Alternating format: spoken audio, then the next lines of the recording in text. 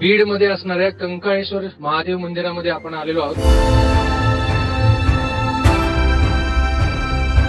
10व्या-11व्या शतकामध्ये हे साधारण मंदिर बांधलेलं आहे. एक्झॅक्ट कधी बांधलं याचा ऐतिहासिक पुरावा गुगलवरती अवेलेबल नाहीये. आता या मंदिरामध्ये जिहादी मानसिकतेच्या वृत्तीच्या लोकांनी गेल्या कित्येक वर्षांपासून कशा पद्धतीने मूर्त्या फोडलेल्या आहेत हे आज आपल्याला दाखवणार आहेत हिंदुत्ववादी कार्यकर्ते कृष्णाजी जाधव. आपण इथं अनेक वर्षांपासून इथं राहत आहात. आपल्याला माहितीये की इथं कशा पद्धतीने जिहादी मानसिकतेची वृत्तीची लोक इथं सगळे हल्ली जागा पण कब्जा करत आहेत आणि यांच्या पूर्वज लोकांनी कशा इथं मूर्त्या फोडलेल्या आहेत हे आपण दाखवू शकता का आपल्या सर्व महाराष्ट्राच्या जनतेला? हे ज्या आजूबाजूच्या जेवढ्याही मंदिराच्या बाजूच्या जेवढ्या मूर्ती आहेत तेवढ्याही एकही अशी मूर्ती नाहीये तिचा चेहरा असा दिसतोय स्पष्ट. सगळेही मूर्त्याच्या सगळे चेहरे असे फोडलेले आहेत. तुम्हाला मी सगळ्या मूर्ती दाखवतो. चाल आपण जाऊया सगळ्या मूर्त्या स्वतःच्या डोळ्यांनी बघूया. जे एवढ्या ज्या मूर्त्या दिसतात त्या मूर्त्यावर एकही असा अखंड चेहरा एकही मूर्तीचा दिसत नाहीये. हेच नाही तर आपले नंदी बैल असतील किंवा आपले हाती असतील. पलीकडल्या साईडकडून अजून मोठे मोठे देवस्थानाचे हे येतं ते बी दाखवतो तुम्हाला. हे बी बघा अखंड चेहरा सगळं फोडलेला आहे मूर्तीचा. आणि वरून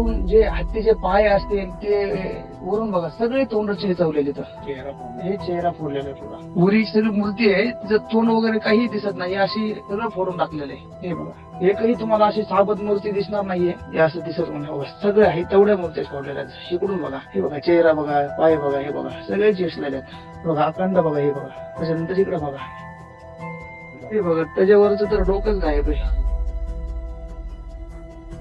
इथं मी असं पण ऐकलं होतं की आपल्या महादेवाची जी मंदिरातली जी पिंड आहे अनेक हे जे जिहादी आक्रमण व्हायची तर याच्यापासून मूर्त्यांचं संरक्षण व्हावं याच्यासाठी आपल्या पूर्वज लोकांनी इथं काही तळघरामध्ये पण मूर्त्या ठेवल्यात. याच्या बाबतीत तुमची माहिती काय? या मंदिराच्या तळघराच्या खाली सुद्धा मूर्त्या आहेत. यांचं संरक्षण करण्यासाठी ह्या मूर्त्या खाली ठेवलेल्या आहेत. मी असं पण ऐकलेलं आहे की या मंदिराच्या तळघराच्या खालून इथं भुयारी मार्गाने अनेक वेगळ्या वाटा निघालेल्या आहेत. याच्या बाबतीत काही सत्यता आहे? इथून जो भुयार जातो तो भुयार डायरेक्ट खदाना विहीर आहे म्हणते त्याला. इथून कम से कम 16 किलोमीटरवर एक खदाना विहीर आहे. त्या खदाना विहीरच्या तिथे एक रस्ता जातो ह्या गुफाचा. आपलं जे महादेवाचं मंदिर आहे हे मंदिर वाचवणं हे टिकवणं याचं संरक्षण करणं जसे आपले हिंदुत्ववादी कार्यकर्ते जाधवजी इथं स्वतः करत आहेत तर ही सर्व बीड वासियांची सुद्धा जबाबदारी आहे. तुम्ही जर तुमच्या मंदिरांना वाचवलं नाही तर कोण वाचवणार आहे? हे जिहादी प्रवृत्तीची लोक आहेत यांनी पूर्वीच्या काळात हे सगळं फोडायचं काम केलेलंच आहे. बाजूच्या साईडला सगळ्या वक्फ बोर्डाच्या माध्यमातून जमिनी हडपायचं षडयंत्र चालू आहे असं सुद्धा केंद्रीय मंत्री अमित भाई शाह म्हणतात. और बीड में कंकलेश्वर मंदिर की 12 एकड़ जमीन वक्फ बोर्ड ने जबरन ली.